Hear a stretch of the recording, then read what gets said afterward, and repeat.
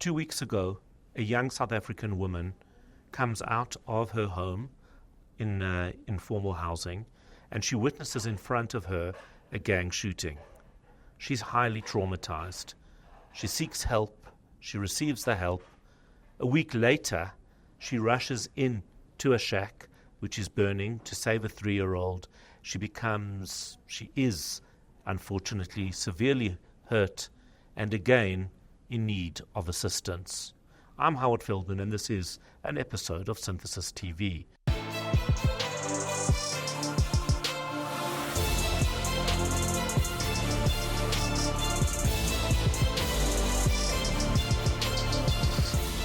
This is Synthesis TV, keeping you on the edge of technology and business. South Africans generally will do what they can to help each other.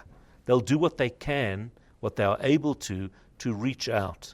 The problem is being able to do so, knowing about it, and creating a network is not that simple at all. We are joined today by Aspire Youth. Mark Gamble, he is the Executive Director of Aspire Youth. He's been working with Synthesis to create or to find a solution to this problem. Welcome. Thank you. All right, so before we chat to the Synthesis guys, hello. Greetings done, right? Craig, Daniel, both from Synthesis.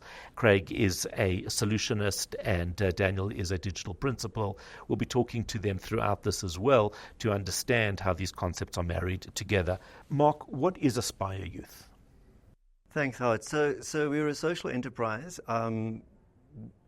Really, we're about creating economic access for young South Africans. So we have about 8.5 million unemployed young South Africans at the moment, and we're a project that works with the youngsters that are at the base of that pyramid, so the kids that have dropped out of school. Mm-hmm. And we run a 20-month program which has as its outcome a young person earning between 10 and 15, maybe 20,000 rand a month, primarily through a micro-business environment. But we do a whole lot of psychosocial support stuff as well alongside that. So it works with youth who are at risk, yep, who are vulnerable, who have been neglected by the system. All of these things, all of these aspects that is one of the tragedies of South Africa, really. Yeah, and now they're our future, so we should be looking after them and investing in them. Okay. When did Aspire Youth start? Yeah, it kind of emerged organically in 2014. 2014, yeah, okay. So we're almost 10 years old. Yeah. How did it happen? Howard, I moved into the youth development field in 94. Strictly speaking, youth development kind of focuses more on developmental profiling, supporting young people to develop. Mm-hmm. I was running various wilderness programs around the country and got to a place of realizing that young people really want to claim their health and wellness, but the great barriers to accessing the economy is destructive. So young people would come out of the mountains going, I'm going to go and become whatever, back into Khayelitsha, Gugulethu, Diepsloot, wherever, and the drugs, prostitution, whatever would play out. And desperation. Yeah, sure. And so it was actually in a conversation with a business person, and I thought, actually, what can we do to get these youngsters to access the economy? And that's what we've been playing with in terms of creating a design for that over the last year. So that's what I want to understand. How did you get to Synthesis? What was the reason that you needed a Synthesis?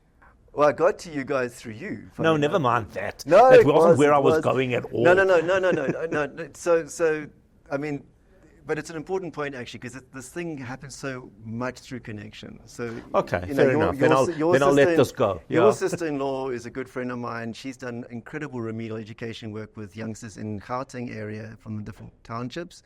I was haranguing her for some leads. She told me about you, and then I met your HR director. And then I met these two guys, and the Synthesis conversation to me was, well, this is what we do. How could we align? And of course, the digital world, it takes an app and you can, instead of reaching 50 youngsters, you could reach 5 million youngsters with, exponential. Your unit costing just goes, this is all good, this is a win-win story. So that's how the relationship started. Right. And then I met your team, and there's, yes, there's an output, there's a product, but it's been this journey of relationship and laughter and goodwill right from onset. From these two? No, not these two. Oh, okay, no, definitely not. They've been terrible. I haven't heard good things. No, but it has. It's been an incredible. joking. And they've also been kind, because what I know about the digital world is like I can't. Okay, so that I can take credit for, because I'm very practically remedial when it comes to anything technical, and they've learned patience from me. But anyway, you taught them well. Thank you very much. Thank you very much. No, so seriously, so you get to Synthesis, you sit down, and you go through your vision. Enter a solutionist. What is a solutionist? Ultimately, a solutionist at the end of the day is a person who can try and understand a customer's challenges or problem statements, be able to draw out some sort of working modular plan for that customer whilst realizing what they're trying to achieve. We draw pictures at the end of the day. We draw stories. We draw out these maps of information that ultimately turn out to become a product. We manage the project process in between as well, and it's an interesting journey, writing that once upon a time and to the end. So you almost create this vision of what success looks like, how we're going to achieve it, what the aspirations of Aspire Youth, in this case the customer, and how that whole thing is going to need to look from a design perspective. From a design and then into an actual project planning, management, and execution mode. Got it. And then we work along with wonderful people like Daniel, who are able to translate the customer's words, our stories, and this vision into something tangible. So just out of interest, when you start those meetings, is it with Mark and yourselves, your team, or is Daniel's team already involved in that to bring this together quicker? From the get-go, typically, you'll have a Daniel and myself sitting in a room with the customer to understand from both angles. In fact, our kickoff meeting, I was seeing so much inspiration and vision in what Mark was saying that I was running down a corridor drawing out this giant picture, and Dan had to rein me in and say, this is what is technically possible. Shouldn't it have been the other way around, or right? not? Yeah. But yes, we involve our technical counterparts with us in these meetings to ground us, but also make sure that the customer understands what logically can be achieved. Yeah, and we're essentially two sides of the same coin. Right, tell me. And we build on each other, and also when we start pulling in too much out of the engineering direction, or we pull each other back to core focus and customer needs. Right. So you keep each other honest in that sense. So was this very different working on, a lot of the work that is done at Synthesis is with banks, financial institutions, corporate clients, and then comes along an Aspire Youth do-gooders, probably even vegetarian, but I'm not going to be disparaging. Pretty nice, you see. Yeah, I know. I realize. See what Craig's kneecap. You're going to talk like that in front of me. Oh, so not such a vegetarian. I suppose you work in some rough neighborhoods. The reality is that it's very different, because it's not profit driven from a customer perspective. It's actually people. Well, I guess all technology is people-driven, but this is very, very much about an outcome that is saving youth, really, and it is. It's providing life in many ways to those that are vulnerable. Is that very different? No different. The way we operate, how it is the same for every customer. Regardless of background or how the commercial model is driven. ultimately we're here to solve problems, or we're here to build visions. And again, regardless of that commercial model, we operate under very much the same process, the same modus operandi, and the same outcome. We drive ourselves to the same outcome. And Mark, have you found that? It's in a way stepping into an environment where a lot of the development does happen around corporates. Did you have an expectation that it would be what it isn't? It's an interesting question, Howard, because what's blown me away is the level of, the standard that Synthesis is offering. Now, I'm sounding like a second-hand car salesman, and I don't want to sound like that, but the standard that's the non-drop of quality in this relationship. So, I spent my entire adult life basically going around saying, please, can you help me in this work with young people? And, whether it's an audit company or whatever, people go, yeah, sure, we can do some voluntary work or whatever. But more often than not, you get a bit of a second-tier service delivery. I feel like I've got to almost be careful I don't become arrogant now, because I've been treated, and our mission has been so well treated and respected here. It's been unusual. That's amazing. The standard, yeah. I'm really I've happy expressed to that to hear you that. guys, and yeah. In fact, I think I popped you an email early on in the day saying I'm a bit gobsmacked here. And Howard, if I may interject, so there is a caveat to what I said about no different in the way we've handled this. Mark's story and Aspire Youth's story touched both Daniel and I at a very deep level.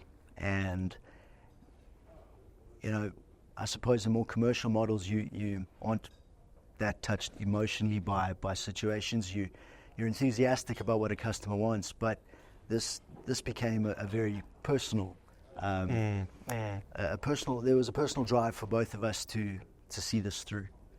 Daniel, what's been the most rewarding thing about working on this project? I think I was actually going to go back to also, and it ties into this, where it is different. The difficulty for me was it's seeing what, as we discussed what Mark did and the features we would build for him, and the direct impact these features have on his business and how they can empower the youths and grow his reach.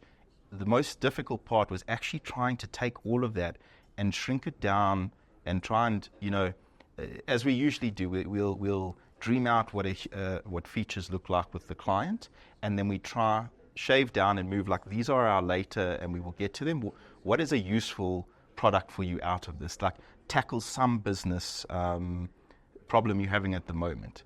The most difficult was shrinking that down, but I think it was also rewarding in seeing what the future of this thing can be, and driving us to try and we want funding for Mark. We want more. We want to develop this thing fully and see where it can go, and actually see Aspire Youth become a household name in South Africa that it helps everyone.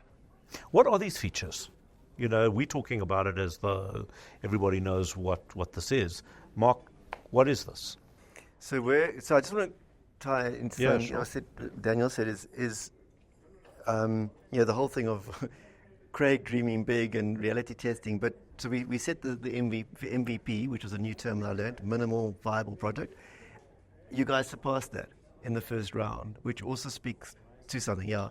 So basically, what we've got is an app, and we've got all our young people, and the young people can register on that, or they will register on the app, and then we track their profile basically. So this isn't currently active, but there's each young person's working according to their own plan, and that plan could be, I want to get my driver's license, I want to restore my relationship with my father, whatever it is. That's one aspect. What we did actually manage to make live was we are pulling in opportunities all the time, and these opportunities are now shared almost in immediate time. So, for example, we could pick up a contract to go and paint the shopping mall, and we need 50 young people. Oh, wow. So you've got people available. Yeah. Exactly. Who's able to do that sort of thing. Somebody in there, So I mean, everything for us. I mean, the soft stuff, the vegetarian stuff. And by the way, I am a vegetarian, which is really told you, really awkward. Wish my knee knew that. No, but so this thing for us in the sport, it's got to be real. So how are you feeling? Wonderful. That's great, but it doesn't actually have you help. got bucks in your pocket so you can put food on your table? Amazing. Really important. Yeah, and you'll feel much better when you do. So it's practical, but it's more than that, because even the example that you used, aspiration, repairing a relationship, all of these things actually are. They're working on multiple levels, but they're also practical. Yeah. So they, I guess, remove the danger of becoming immobilized by challenge, because they're saying, right, what you're saying is set goals.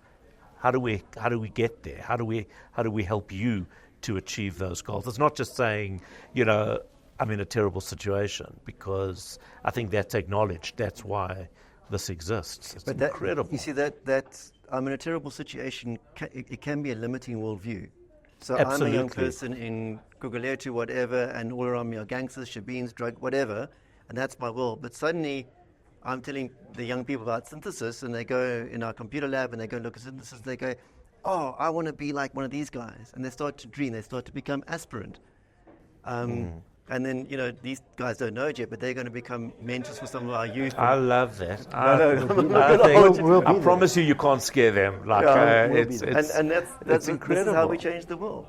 And it is, because it works on all levels. It's as rewarding, I would imagine, for you guys, for the teams being involved in this, and seeing what a real, tangible difference you're making to people's lives. It's phenomenal. And I mean, going on to maybe like a more a business case portion, Mark obviously has to show to the executives who are funding him and helping him some sort of review and report.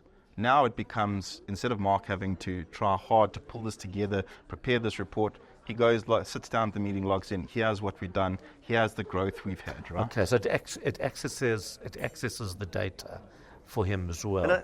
And you might want to edit this out of the thing, but I also think it's important to look at real return of investment for you guys. So we know you're doing this of goodwill, good heart, good character, but you're absolutely right. No, because I wouldn't edit this out. I think it's a very real aspect.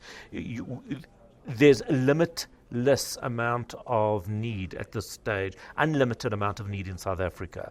Choosing to invest in the right a project that can really make a difference to people's lives is a very important decision, because otherwise you can be busy all day with all sorts of projects, but it's they don't change lives in a way. So but there's a couple of tiers to that, because yes, this partnership means that our children are safe in the future, whatever, great, stabilizing democracy, but next thing, like Capitec are working with us on a volunteer program, and they go, oh wow, what have you guys got here?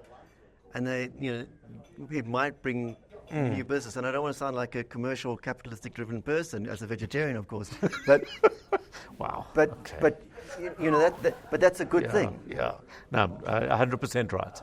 It is right, and that's just the way the world functions. Yeah. So it is important. And I hate the begging bowl mentality. I hate sitting in front of you guys and saying, "This is lovely, thank you. I'm just going to take." Yes. If I can, whether it's myself or Masawa or our team, we've got this great thing with synthesis, and it increases your market scope. That's everyone wins. 100%. And I think for me, to maybe sum up that commercial portion, what you're doing then is lowering the barrier to entry for companies on making this decision, because they've got now real-time information on the output of your programs. Exactly. Mark, I'm going to ask you a strange question, or one that you probably wouldn't have anticipated. But if other technology companies are approached by organizations, not necessarily like yours, but organizations who need assistance, what are the questions that those technology companies should be asking of the organization before investing their time? Impact. Don't listen to the programs, listen to the impact. So I'm trying not to use bad language. I'm propful of the kind of sanctimonious NGO environment that sells the children or the young people, oh shame, or their programs. We help them become whatever. It's the impact. So if I can come to you and say our target is that at the end of the 20-month program, the young person has a registered micro business with CIPC, and in their first 12 months of operation, they're earning 8,000 Rand net profit, and so on. And I can demonstrate that. That's an impact. The impact isn't I'm teaching the young person to become a barista. Incredible. Yeah. We almost out of time, but before I do let you go, what inspires, Aspire Youth, what inspires you most about what you're doing? Oh, God. Okay, I mean, in No, it's the young people. Yeah, simple. I mean, I'm a privileged white male South African. I mean, the four is a bit ridiculous, actually. Yeah, I was actually just thinking that here we are. But it's actually okay because it's for, three what it is. White guys doing good. Yeah. So it's okay. But it's these young people and their stories. It's a young woman who I work with who's launching her own baking business, and it's her story unfolding, and because that story's unfolding, she's a better parent. Those are the stories. She's holding those exactly. are and it's individual stories, right? And it's not just and I want to say this: South Africa is full of those stories. I know. I've worked overseas. It's harder there. Because South Africans care. At the end of the day, South Africans care. That's why this will be successful, because we are operating in an environment where people want to help and people want to make a difference. Yeah, all South Africans. Yeah, I believe that. Across all. And I've got no doubt. What a great project. What a great discussions. Craig, Mark, Daniel, thank you.